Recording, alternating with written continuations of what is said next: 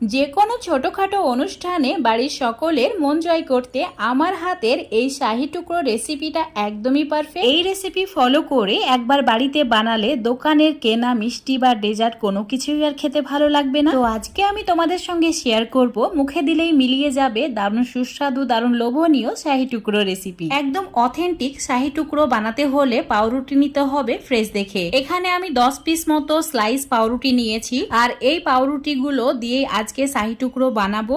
তোমরা চাইলে এর চেয়ে যে বড় সাইজের পাউরুটি হয় সেটাও নিতে পারো। এবার একটা বাটি নিয়েছি, এইভাবে বাটি দিয়ে কেটে নিচ্ছি। তোমরা যে কোনো কুকি কাটার বা কৌটো ছিপি দিয়েও কেটে নিতে পারো। ঠিক এইভাবে কেটে নেওয়ার পর যে অংশটা বেঁচে গেছে এগুলো ফেলে না দিয়ে ব্লেন্ডারে গুঁড়ো করে নেওয়ার পর হালকা একটু ভেজে নিলেই বাড়িতে বানিয়ে নিতে পারবে খুবই সহজে ব্রেড ক্রাম্বস। আর যে কোনো নাস্তা বা ভাজাভুজিতে এটা ব্যবহার করতে পারবে। একইভাবে সব পাউরুটি গুলো এইভাবে কেটে নিতে হবে। সবগুলো কেটে নেওয়া হয়ে গেলে